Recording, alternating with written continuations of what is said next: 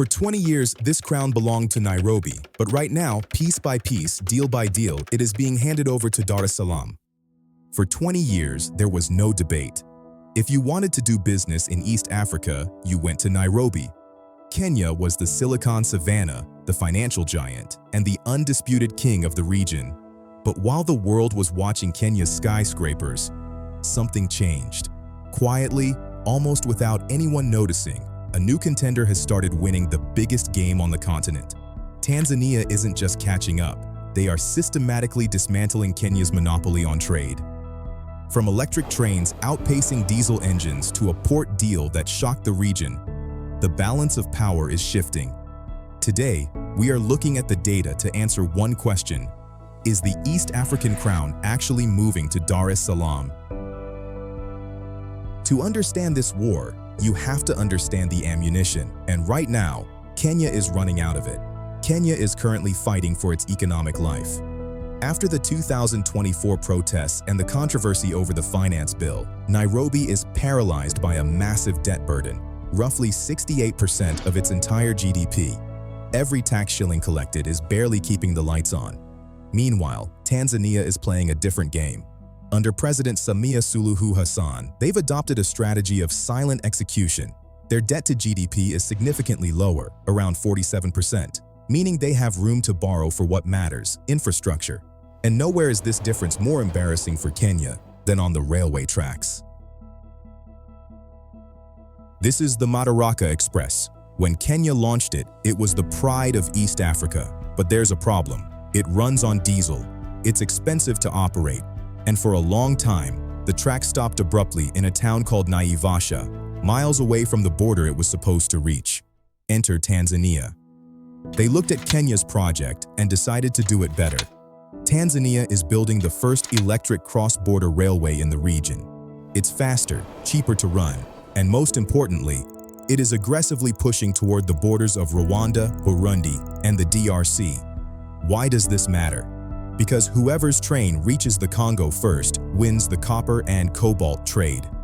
Right now, Tanzania's electric line looks like the future, while Kenya's diesel line is starting to look like a relic of the past. But a railway is useless if it leads to a slow port. For decades, the port of Mombasa was the only real gateway to East Africa. If you were a businessman in Uganda or Rwanda, you had to use Mombasa. You had no choice. Tanzania just changed that. In a controversial but brilliant move, they signed a massive deal with DP World, the Dubai-based logistics giant, to modernize the port of Dar es Salaam. The goal? To cut waiting times from 5 days to 24 hours. Data shows that traders from Zambia and Malawi are already switching routes. They are voting with their wallets.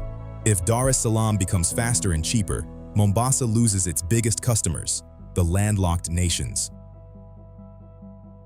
I want to pause for 1 second. If this map just gave you a perspective on East Africa you didn't have 5 minutes ago, do me a favor and hit the subscribe and like buttons. It's the only fee I ask for this research, and it helps the YouTube algorithm realize that deep, data-driven stories about Africa actually matter. Thank you. Now let's get back to the verdict. So, is Kenya finished? No. Kenya still has the strongest human capital, the best tech ecosystem, and the deepest financial markets in the region. Nairobi is still where the deals are signed. But Tanzania has proven that you don't need to be the coolest economy to be the winner. You just need to be the most efficient. While Kenya was distracted by internal politics, Tanzania was laying the tracks to the future. If Kenya doesn't fix its debt crisis and upgrade its infrastructure soon, the title of Gateway to Africa will have a new owner. But here is the twist. While Kenya and Tanzania are fighting each other, a third player has entered the chat. A player with infinite money who wants to bypass both of them. The United States and Angola are building a railway that comes from the west side of the continent. It's called the Lobito corridor, and it might just make this whole East African war irrelevant.